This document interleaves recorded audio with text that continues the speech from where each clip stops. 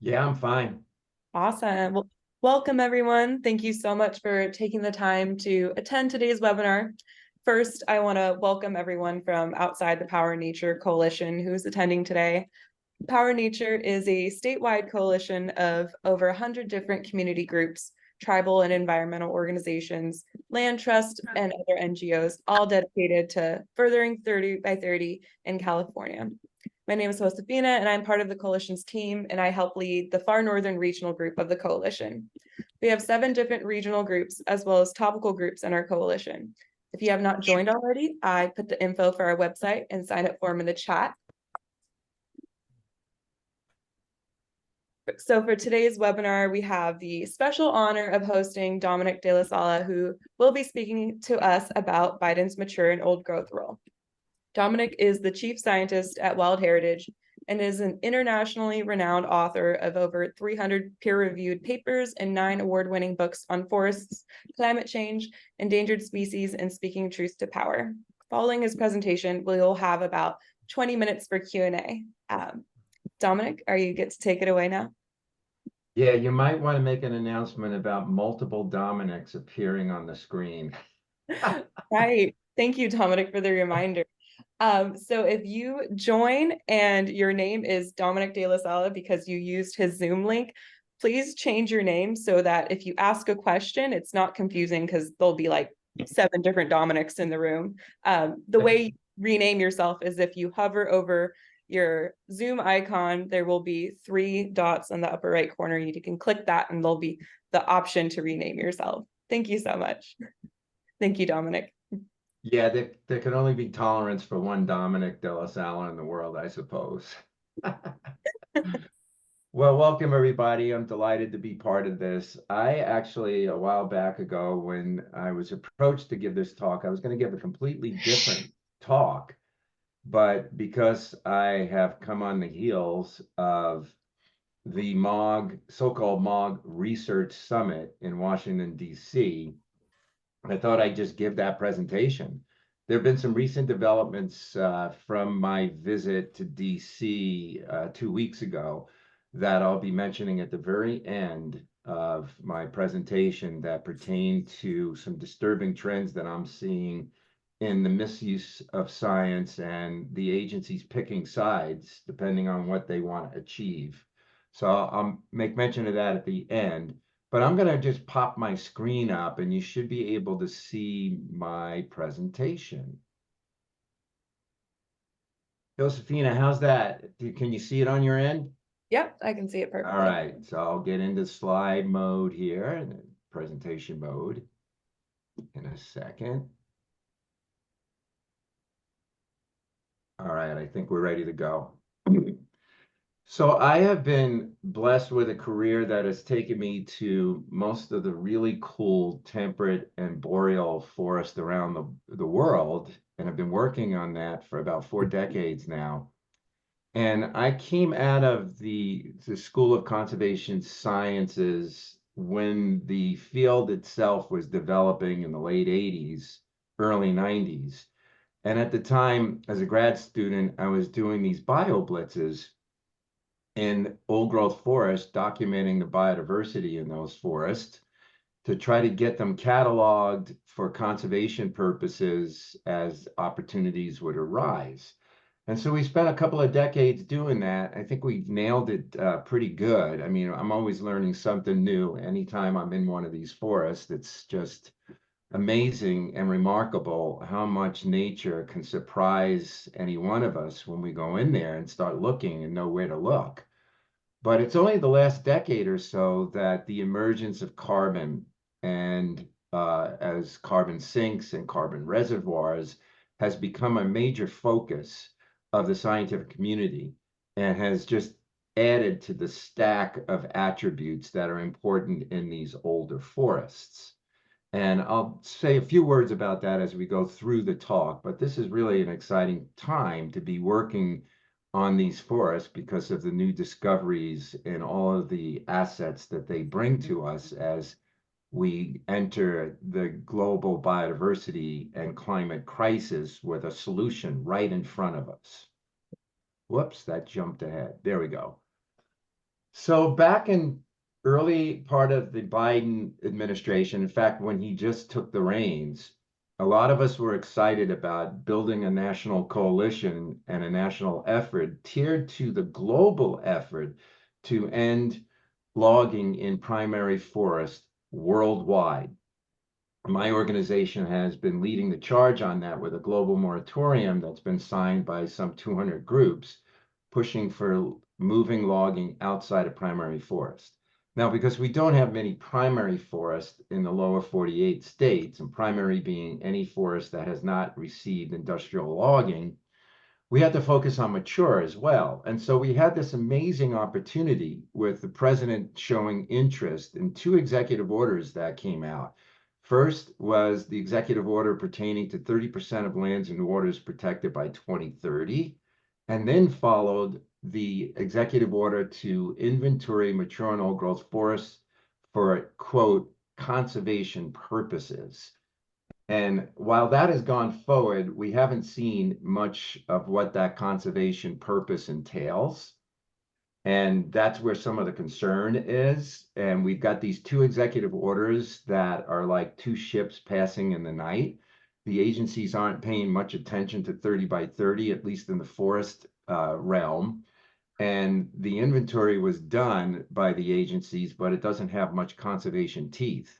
What is probably the biggest risk in all of this are the dry forests, because what the agencies have done is they've put all the emphasis on fire, insects, disease, and climate change as the major threats to these forests, when in fact I'm going to disentangle those as what's really driving mature and old growth forest losses and concerns. I'll be also going through what I presented at the summit. I was one of only two conservation voices that I can tell in 3 days of panels that presented a conservation science approach at that summit. And what I used at that presentation were levels of confidence around assumptions based on my knowledge of the literature. And I serve, I think, on 6 or 7, maybe 8 different editorial boards for some of the leading journals. So I not only do I have access to what's already been published, I have access to what's coming in that's going out for peer review. So it's based on my personal bias, of course, in terms of what confidence levels that I apply, but it's also with a pretty good knowledge of the existing and incoming publications. So this is what the IPCC, the Intergovernmental Panel on Climate Change, did in their working group 2007 to discuss levels of confidence in terms of the evidence around assumptions being made. And this is the criteria, again, that I'm going to apply based on my knowledge and my personal biodiversity bias. The first thing I want to discuss is what is resilience and resistance. And then, pictures are better than words here, but resistance would be the ability of tree, especially the old trees, to just withstand fire, because it's going to happen at some point in these forests. And the bigger the tree is, the better the chance is that it can withstand fire. That's resistance. These terms normally get confused a lot. And then there's resilience. Okay, it's going to die, but can it come back? And so the way I look at resilience is from an ecological standpoint. It's the capacity of a system to rebound from perturbations. By contrast, the agencies really are talking about engineered resilience. They're engineering resilience for desired outcomes. Whereas what I'm talking about is ecological. It's based on reference conditions that pertain to intact ecosystems with the highest biodiversity and the greatest resilience. And the idea is you move an area of low integrity into high integrity over time based on its reference condition using either active or passive management approaches. This is much different than what the agencies are talking about. And I think in the conservation science realm, this is a very high confidence that if you do what I just said, that you can actually maintain and restore resilience. What the agencies are doing, I'm very much less confident in, as you will see. The agency also did a threat assessment, and I raised a big stink about this at the MOG Summit because they've got major flaws in their threat assessment. They did only an introduction piece on it in the Old Growth Amendment that you may have seen, and it leaves a lot to be desired. And there are major differences in what they view as a threat versus what the conservation science literature views. So, in terms of the agency, which is in the middle of the screen there, they define a threat as any disturbance or stressor that contributes to the loss or degradation of characteristic conditions and functions of MOG. They view it, which is the next row down, as a net change in old growth based on two time slices from 2000 versus 2020 using their FIA plots.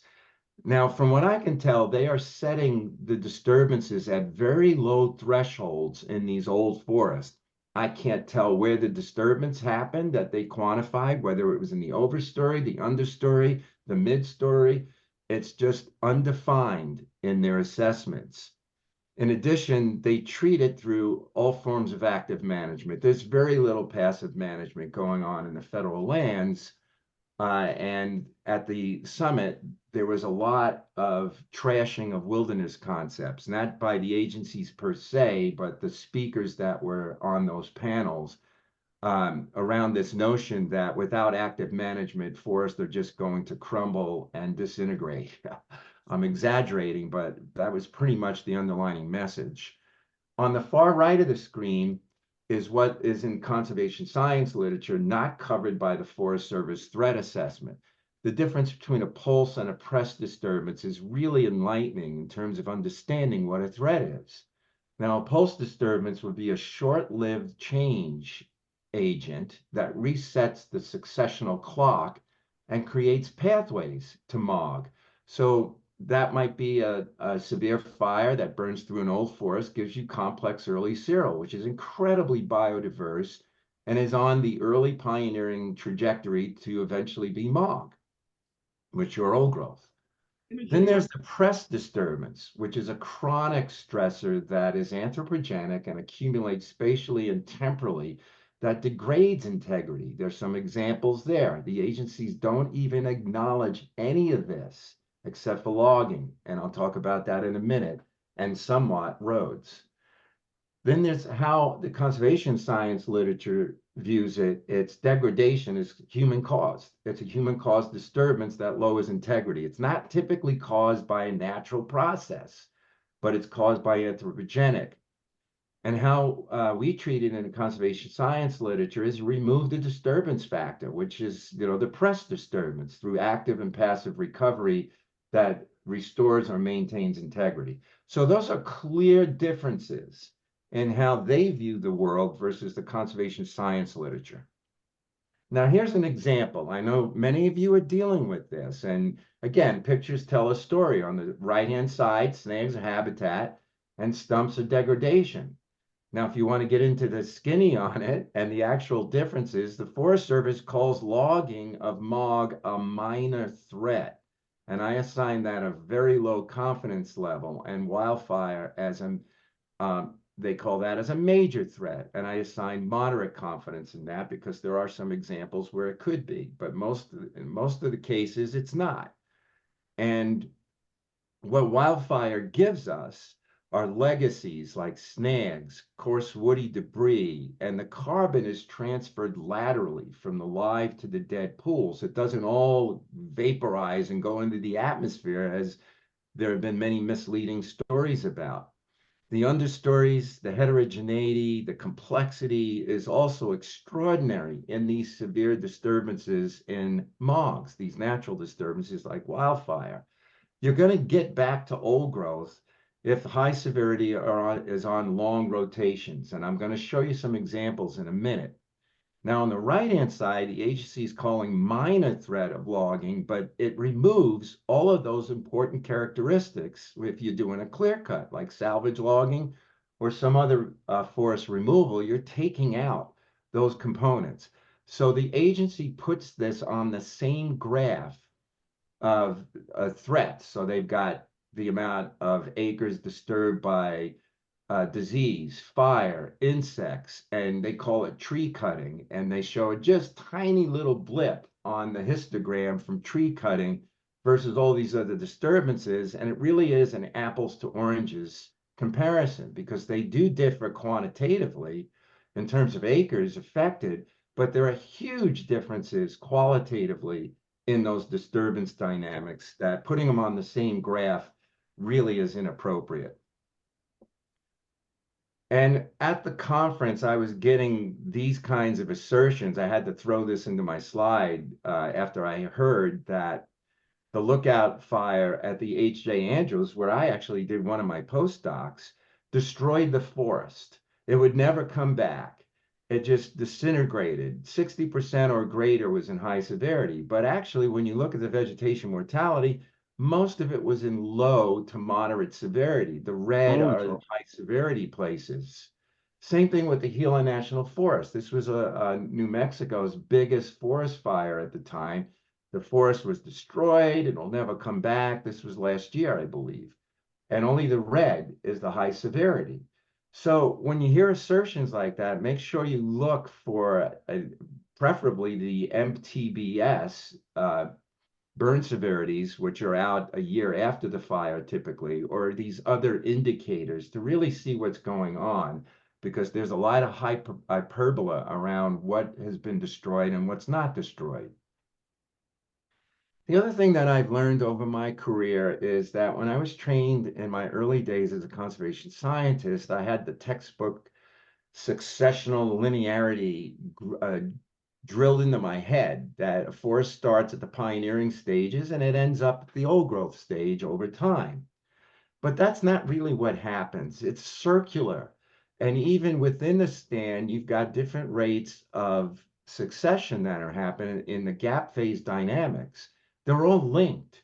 So if you disrupt that circularity at any point in the successional trajectory, whether you're doing it the stand, the landscape, or within the gap, you're going to affect that whole trajectory.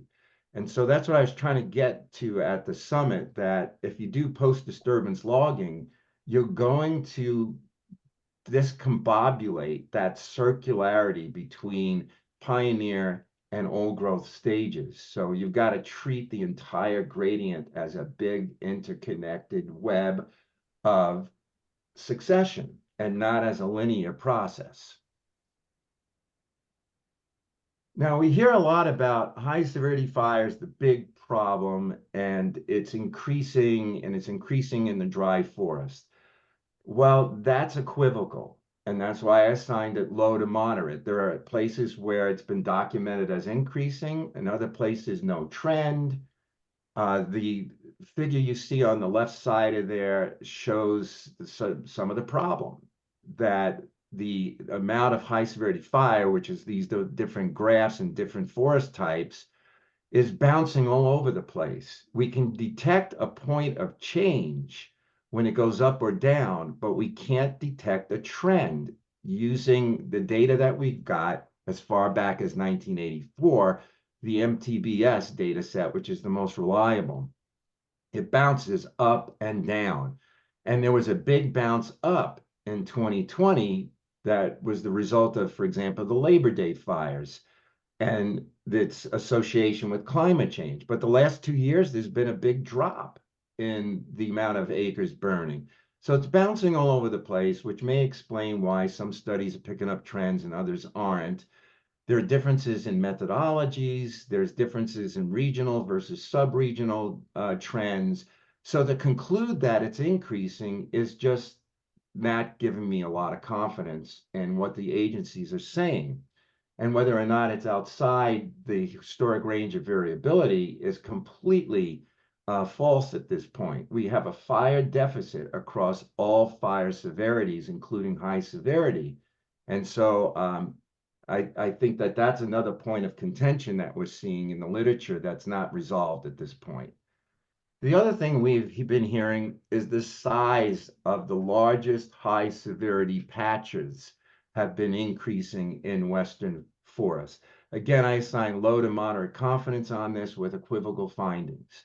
This is a analysis that we did back in 2019 using the most up-to-date data sets at that point, showing only the largest high severity patches. No trend line could be fit to that scatter of plots, of points rather, because it's just bouncing all over the place. And the other thing we found in that study was most of the interiors of the largest patches of high severity were within close proximity of seed sources so that they would recede over time through natural processes and not really require massive logging and reseeding. These places are coming back. There are some exemptions of where that might be delayed, but by and large, they are coming back, at least in the interim. Now, that could be different now as we go forward with climate change. So there were two studies that found that. So this is hot off the press. It's some of the work that I've been doing with Brian Baker, who's on the call, as I see as well. But we are looking at the Northwest Forest Plan because it's going to be revised at some point this year, maybe later in the year, at the end of the year. And there's all this concern about high severity fire in relation to mature and old growth forest and whether or not the reserve network is going to be able to handle it. And if you recall, the Northwest Forest Plan, in its brilliance, was based on a system of redundant reserves. Think of it as you're flying an airplane and something happens. You've got a warning light that comes on. You've got all these backing systems so that the wings don't fall off the plane all at once. So if you lose a reserve in one area, temporarily lose it from a high severity burn, it's not going to result in the entire reserve network at the regional or sub-regional scale collapsing. That's at least the concept of the Northwest Forest Plan and its brilliance from a conservation biology standpoint. So we wanted to take a look at that to see if it's still working. And we have a paper in progress right now to kind of write this out and figure out if we can get it into the peer-reviewed literature. But on the left side of the screen, we use the Forest Service classifications of old forest. Old growth structure index 80 pertains to mature, and structure index 200, old growth. And what we see there as the first graph, the land use allocations, the amount of high severity fire in those places was greatest. I'm sorry, the amount of area in those places is on that left-hand side of the screen. So most of it is in the administrative withdrawn areas, the late successional reserves. Those two have most of the mature forest. And then you've got some in the adaptive management areas and in the matrix and riparian reserves. And we could not separate those two, by the way. Matrix and riparian are together in this analysis because that's how the agency treats it. So that's just how it's distributed. Now go to the middle of the slide. This is the amount of time it takes for high severity fire to affect the entire network. And on the far right-hand side is the percentage of high severity fire in those different land use types. So what I want to point out on those two graphs is pay attention to the blue and the gray, because that's the mature and the old growth, by the different land use allocations. Now, the places that had the shortest return interval, the rotation interval on high severity fire were the areas being logged. On the right-hand side of the middle graph, the matrix had the shortest rotation intervals on high severity. Now go to the right-hand far side of the screen. The matrix also had the highest percentage of high severity fire burning compared to the other categories. So it really isn't the reserve network in this discussion here that is problematic from a high severity standpoint. It's the places that are being logged that are showing the greatest high severity percentages and the shortest rotation intervals for high severity in those older forest types, most likely related to the levels of logging contributing to those amounts of high severity. Okay, so another assumption that I hear over and over again is that high density forests burn in high severity fires. Well, there are so many exemptions that are listed on this screen that have been published over time. It's actually the opposite in many places. Dense, old forest canopies have been burning in lower severities in several of those regions as reported, including by a group of Forest Service researchers, Lesmeister et al. 2021, for the Northwest Forest Plan area. That is, the old forests that serve as spotted owl habitat in both wet and dry systems have been functioning as fire refugia compared to plantations, open forest, and post-fire log landscapes. More or less agreeing with the figure I showed you in the preceding set of analyses for the Northwest Forest Plan. I want to talk a little bit about this notion that thinning can somehow tame high severity fires. And I assign low confidence on that because high severity fires are really driven by extreme fire weather that is blowing through these logged landscapes in a very fast rate at high severity. And the thinning effectiveness, even if it was attempted in those places at a large scale, is short-lived. And so you have to keep going back and redoing it. It's expensive. You're going to get to a point where you have a well-ventilated canopy that fire runs through quickly because there's no resistance to it. And you're going to be putting out more emissions into the atmosphere than the fire would have if it were just burning through the area by itself. And there are multiple studies showing that. So, and by scaling up these treatments, they're putting more emissions into the atmosphere that are contributing to the global emissions that are then feedbacking into bigger fires.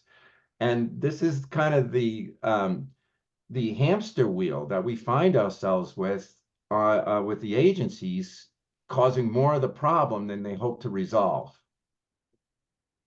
Now, I want to switch focus to a region that we're just working on, again, with Bryant Baker, who's on the call. We took a look at the Southwest because there's a lot of information that we've been gleaning now in terms of cumulative tree mortality from the interaction of the treatment effect or the treatment itself, like thinning and prescribed burning, plus wildfire. We wanted to see if there was more of a cumulative damage caused by thinning compared to just fire alone in terms of tree kill. And we were able to obtain whether or not the sites were treated using the Forest Service database facts to determine what kind of treatments and where those treatments took place in areas during that time period that had experienced fire as well. So all these pixels had experienced at least fire, and many of them experienced thinning alone. Some experienced prescribed fire alone, and some experienced prescribed burning and thinning, in addition to all of them being hit by fire. And what we found was the Forest Service was killing more trees in the thinned areas with and without prescribed burning than the fires were. And that's what you see on this graph here. On the far left of the screen is the unmanaged area based on tree mortality in different color codes. The next set of bar graphs over are burn only, and then you can see thin, no burn, thin, and burn. So thin and burn was killing more trees, and thin and no burn was killing more trees than unmanaged or burn alone. And so in order to reduce fire severity, the agency's actually killing more trees. And here's an example of what some of the treatments look like. On the far left, no treatment. On the far right, I'd be hard pressed to calling that a forest anymore. And I've seen type conversions occurring in the Santa Fe National Forest watershed, where it really is a savanna infested with weeds and damaged soils from taking too much material too quickly and burning it too much too quickly. This is a major problem that we're uncovering now in the Southwest. Now, I hear a lot about the interaction term between beetles and high severity fire, and I assigned, again, a low confidence level on that because you hear the agencies say this all the time, that if we get a beetle killing an area, it's just going to burn severely. But look at all those studies listed there, delinking severe beetle mortality with severe forest fires. Now, you'll get an increase in the canopy fuels for about a year or two in the red and gray needle phase of those trees. But once those needles drop, if a fire comes through that area, it's going to burn in low intensity because there's no canopy fuels to run through a fire. So that one's been pretty much nailed in terms of a lot of the studies in different regions. Now, then you got the question of management efficacy. Does management work before an outbreak? Well, there's mixed effects on that. It's equivocal. Does it work during an outbreak? Completely ineffective. Once there is a population outbreak, you can't thin your way out of it. And the survivors of these severe outbreaks actually have important genetic adaptations. These are trees that have made it through and have whatever resistance is in there that needs to be part of the resilience of these forests. And so what we see are the outbreaks tend to amplify, and the image that you see on the screen there, I see this a lot in the Rockies, especially in the Kootenai and in some of the other national forests in the US Northern Rockies have been hit mostly by industrial logging that sets up this smorgasbord because a lot of these beetles are very host specific. So if you only have a couple of conifer species in there, you just laying the plate out for them because they're going to go right to those one or two, three conifer species and just have a wonderful time doing it. And climate change is really the main driver in why we're seeing these infestations. Now, I think we have agreement in the scientific community about the importance of large trees, but it's seldom defined. And as we're seeing with the East Side screens in Oregon and Washington, the agencies under the Trump administration and with the backing of some in the scientific community shifted the age or the diameter of large trees from 21 inches to 150.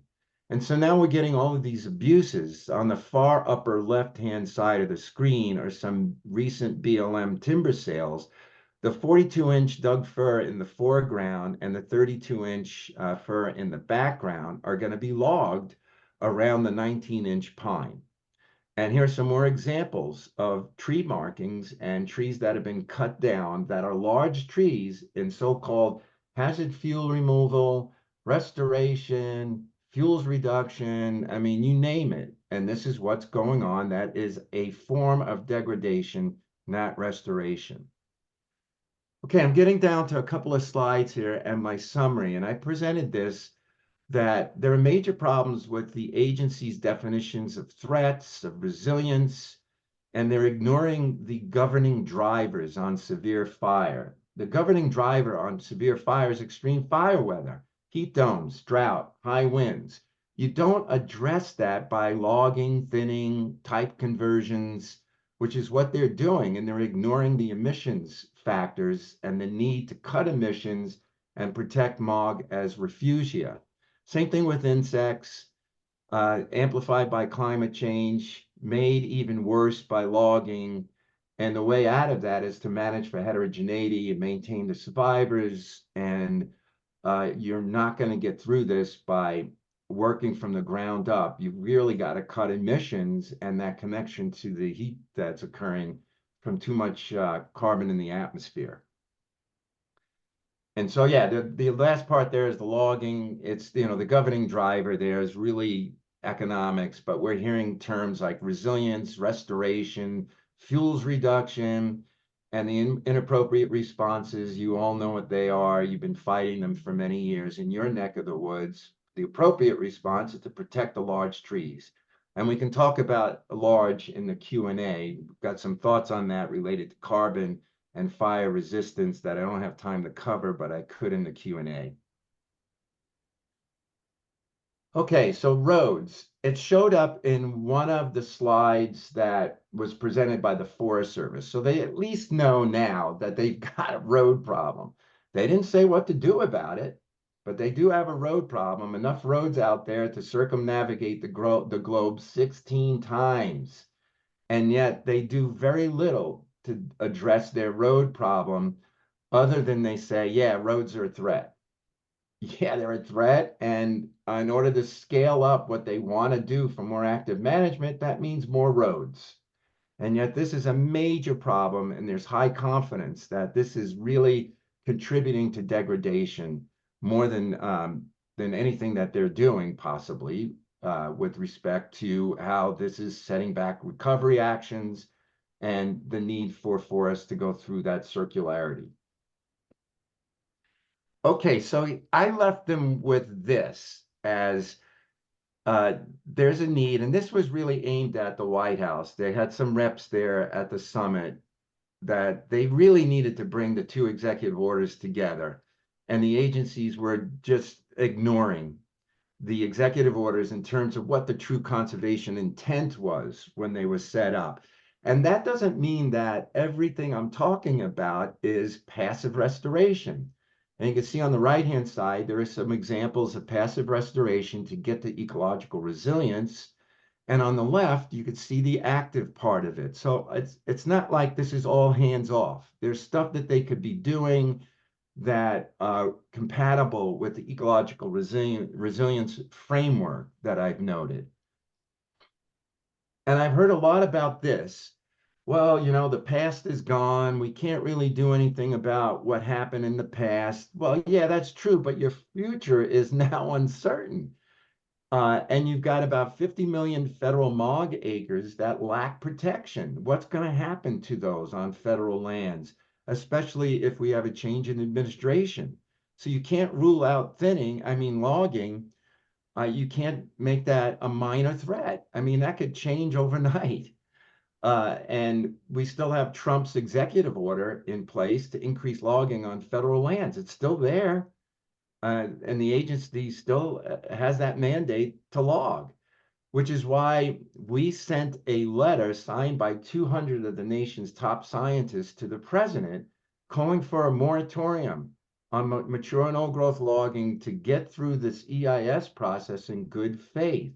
There are some top-notch scientists on that letter, including James Hansen, Michael Mann, the top climate scientists in the country, Bev Law, Bill Mumma, and others, heads of departments, National Academy of Sciences are on there. We're hoping that that will turn the tide. And I want to end with this. This is very disturbing and alarming trend that I see that the agencies have been doing for quite some time, but they seem to be scaling it up. Some of you may have seen that announcement on the far left to register for a webinar on misinformation and how the agencies are dealing with it. And yet they are cherry picking the science to get at what they want. Some of the researchers on that far left side that you see that are doing the misinformation webinar fail to cite 37 peer-reviewed critiques of their own studies and reaching their conclusions about misinformation. Every one of those studies you see on the middle and the right went through peer review, and yet they're ignored by the folks on the left-hand side claiming that what we're doing is misinformation. We have a real problem that this is emerging with. Much of this has been burrowing into the editorships on major journals that will refuse to have independent science published on this topic. Some of it has been inculcated, or a lot of it is inculcated in agency doctrine, and it shows up in the courts in agency deference. So I don't know how to resolve this other than to say that the agencies are ignoring any of the science that is refuting the science that they're using, and that is not best available science. So I'm going to end there and turn it back over to our lovely facilitator. Thank you so much, Dominic. That was an amazing presentation. So now we're going to open up for questions and comments. I see Barbara put in the chat. Would you like to unmute and read your question, or would you like me to do that? Just go ahead and do it. Thank you. All right. There's also a problem with how the agencies define dry forests. In the Klamath Mountain province of Southwest Oregon and Northwest California, the forests are classified by the agencies as dry, but there's very strong east-west precipitation gradient, with some areas receiving up to 150 to 60 inches annually, still being classified as dry forests. please define dry forests. Hi, Barbara. It's good to see my old friend back up there. Yeah, Hi, Dominic. yeah, I got a pet peeve about this, as I think you know. Uh, they're using a very coarse level of definitions, and it not only pertains to dry forest, but as you know, in our region, they mistype it as low to moderate severity. And as you know, it's really mixed severity. We've been fighting that battle for many years. There's all kinds of problems with how they are classifying wet, dry. It's a gradient.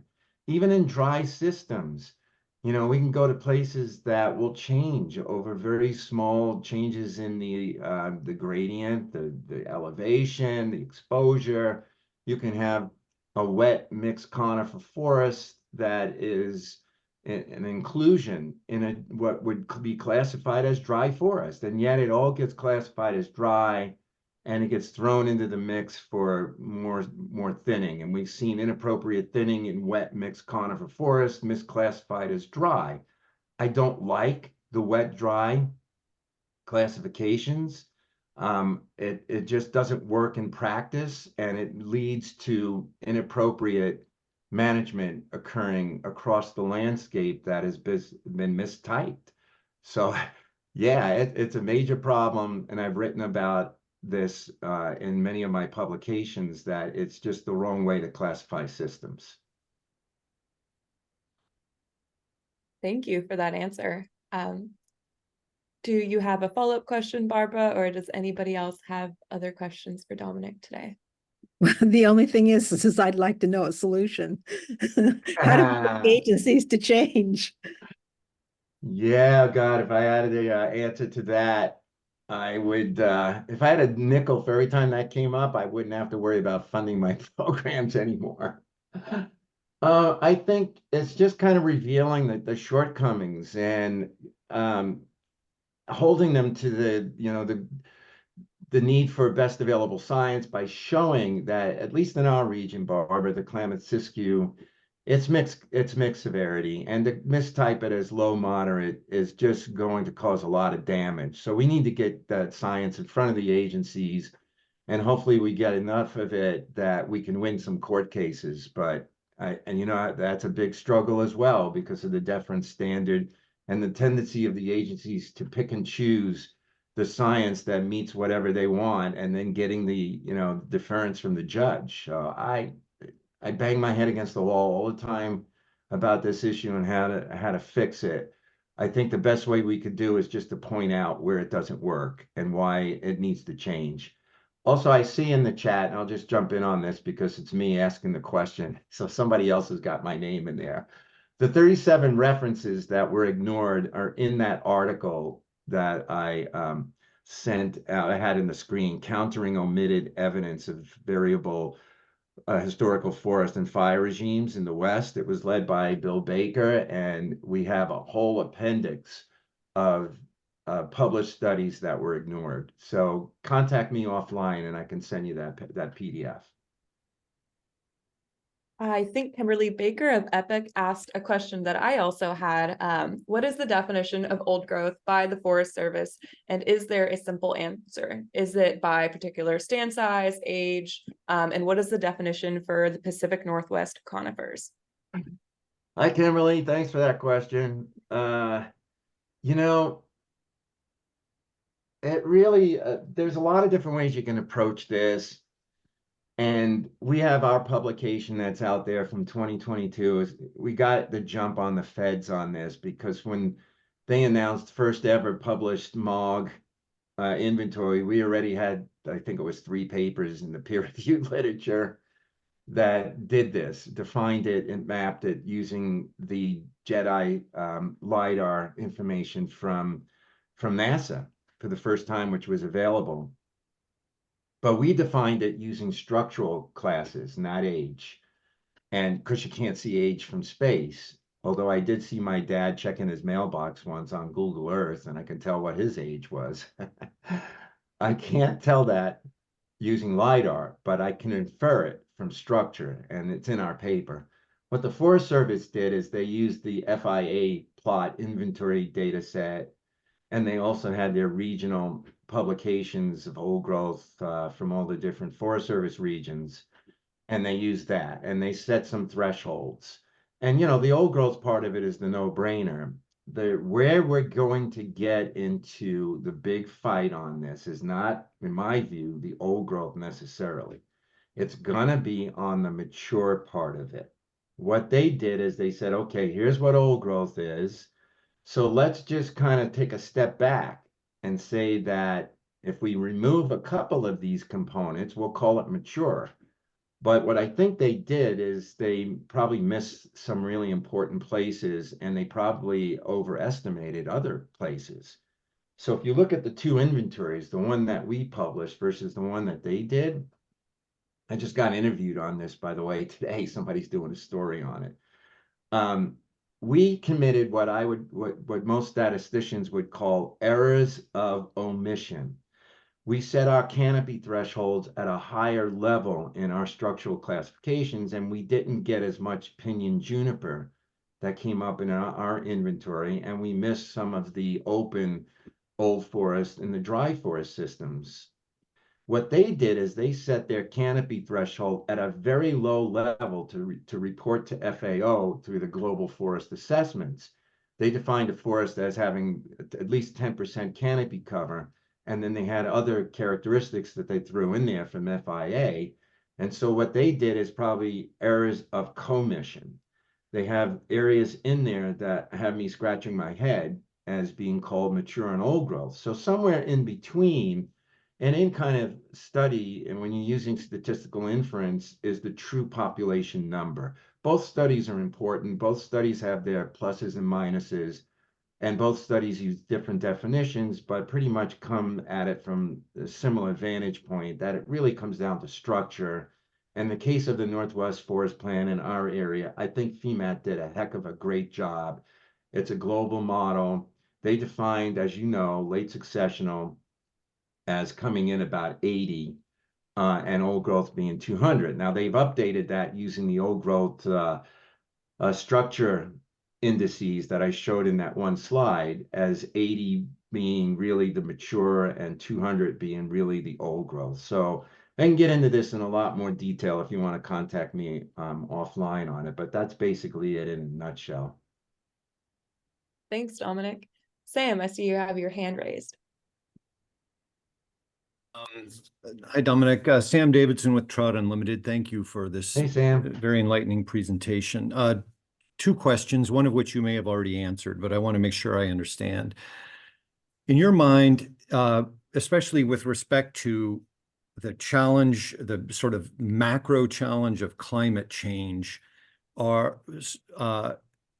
logging and road building sort of writ large worse than the kinds of mega fires that we're seeing in some places?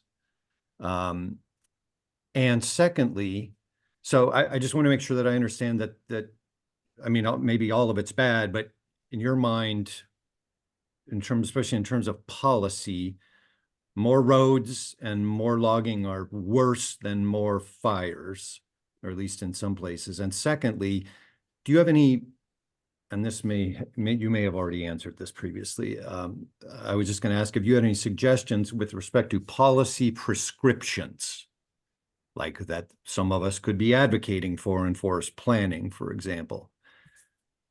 Those of us who are non-scientists, that is. Thanks. Yeah, you bet, Sam. Okay, so let me see if I can disentangle this real quick because we're time limited, but I had that one slide up there that showed the big differences between severe fire and severe logging.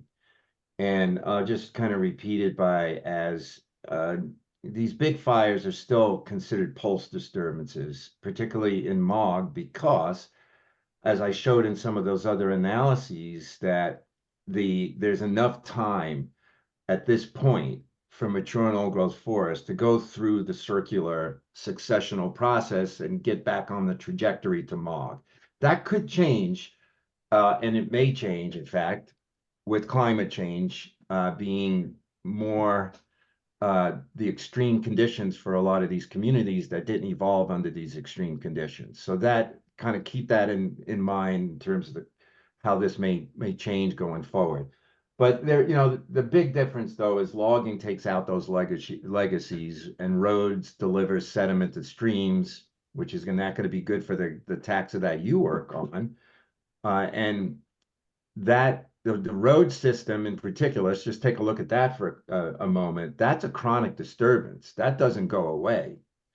But a wildfire, even a severe one, is going to give you a pulse of sediment into the streams, and that could affect fish for a short period of time. And then you're going to get a big boon in the aquatic invertebrates that are just, receive fertilizer, so to speak.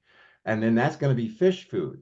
And so if you've got enough refugia out there, which you typically do, even in these big fires, there's enough variability in places that could function as fire refugia that could keep the streams in a cooler condition so that fish can persist the first 1 to 3 years of those more extreme pulse conditions of nutrient flux.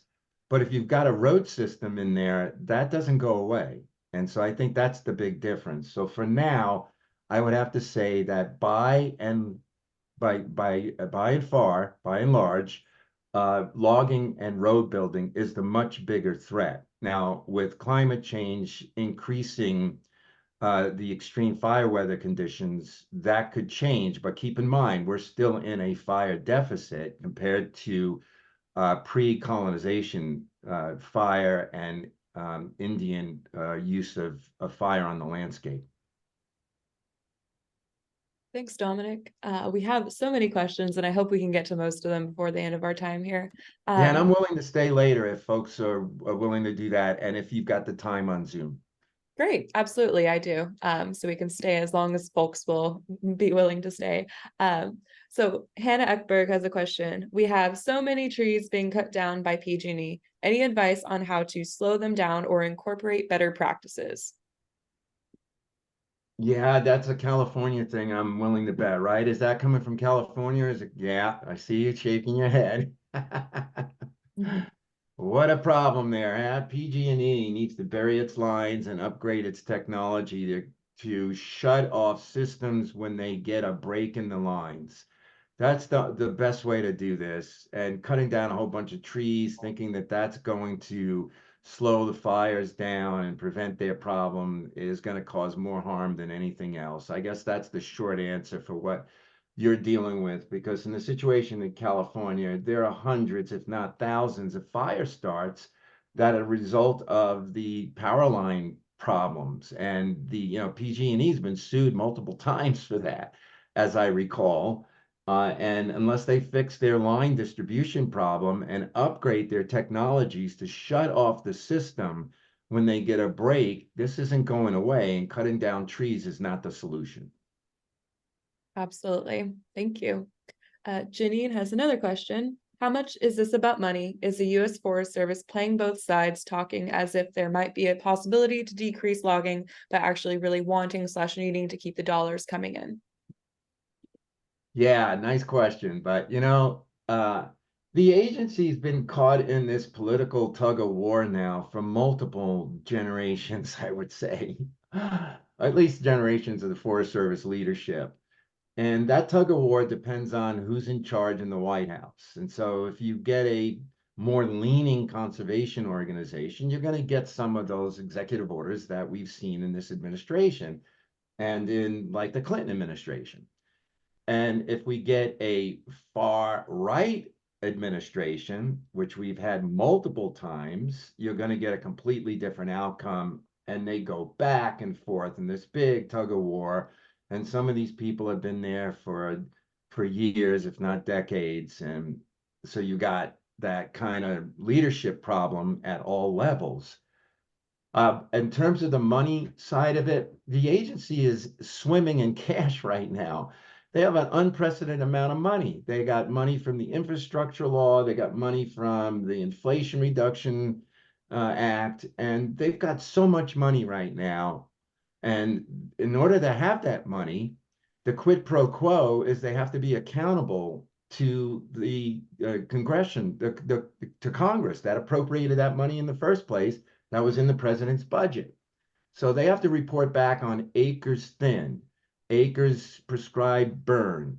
There's biomass provisions in there too to spur on innovative technologies in wood products. And so all of that is a disincentive to what we're trying to do here because the agencies got that money from Congress, which has been misinformed from the get-go, and it got put into the president's budget. So this is the problem we're up against. You know, the money train is running right now for the Forest Service, and they got to show results. Absolutely. Barbara Brightoff has a question in the chat. You mentioned several times the differing definitions of large trees. Do you have a recommendation for large tree diameter at breast height to eliminate from cutting? Yeah, thanks again, Barbara, for that one. We actually published a paper. Richard Birdsey was the lead author on this, and contact me offline if you want that. We based it on carbon. And we know that rates of carbon accumulation really take off as tree size increases. And as tree size increases, not only does carbon go up, but they drop their lower branches, they develop more fire-resistant properties around the bark. And so there's a correlation there. We didn't look at that correlation specifically. We only took on the carbon part of it. And it varies depending on the forest that you're in. For example, in the dry forest in, I think it was Eastern Oregon and Washington, David Mildrexler and Bev Law and Associates found that the rate of carbon accumulation takes off when trees are about 21 inches, which is the east side screens. And at that same time, they start dropping their branches, their lower branches, and they have the more fire-resistant properties. Even the firs go through this. So it's not just pines. But if you go to other forests, the diameter could be up higher or lower, depending on carbon accumulation rates and the forest type that you're in. I think that's one way to get at a definition. And we do know that this is going to differ by site productivity. And it's important to just kind of take these factors into consideration. And carbon is one of the most important factors, as I mentioned early on in my talk, that is a benefit that we're getting from these older forests and these large trees, and particularly the Mildrexler study that I mentioned, have about 40% of the carbon, the above ground carbon. They may represent only 3% of all the trees in the forest, but they accumulate over 40% of the carbon. And this has been found in other studies in different regions, that when you get to a certain size of the tree, you're getting 40 to 50% of the carbon in only 1 to 3% of the tree density. So it's mostly tied up in those big trees and in the soils. Thank you, Dominic. Luke Rudiger from the Siskiyou Crest Coalition has a question. What is the Forest Service doing with mixed conifer forests that might have really old hardwoods, but perhaps not necessarily old growth conifers? Are they omitted or included in the inventory? Are they counting hardwoods? In many locations around the Klamath-Siskiyou and other areas, we might have mid-successional conifer trees among groves of old growth, live oak, madrone, black oak, tan oak, etc. It often seems like these old growth hardwoods can be the oldest trees in a stand of dry mixed conifer and provide cavities, denning sites, nesting sites, etc. that are important for late successional forest habitat conditions. How is the agency dealing with this issue? Hey, Luke, how you doing? You probably a better one to answer that question than I am. But I think, again, we live in the Klamath-Siskiyou, so both of us and Barbara Julian have been here for many, many years. And in our region, the mixed hardwoods are really called mixed evergreen is what we're dealing with. It's such a very atypical system, incredibly biodiverse. And those mixed hardwoods actually theorized as being kind of a wet blanket that when a fire goes through, I showed you that one bullet that in the dense canopy of these mixed evergreen forests, they don't follow the dry pine model. The fires are burning in lower intensities with higher crown density. And it may have something to do with those hardwoods being more moisture retentive than the conifers. And providing that lower fire intensity. So I get what you're saying. That's really important. I can't really answer how the agency looked at it in their inventory. You'll have to check their papers on that were published in 2023 in Forest Ecosystems and Management to get at that. My hope is that they incorporated it because, as I mentioned earlier on, they got more of the forest types that we didn't get in our inventory, but it's certainly worth checking that, Luke. And next time I have a beer with you, we can take a look at that together. Great, thank you. So Janine has a question. Would you give us a quick summary of your thoughts on biomass? We see Drax moving into the West Coast in earnest. We do not want that to get a toehold here, right? Well, yeah, and it's mining the forest is what it is. It is the worst way to treat these forests.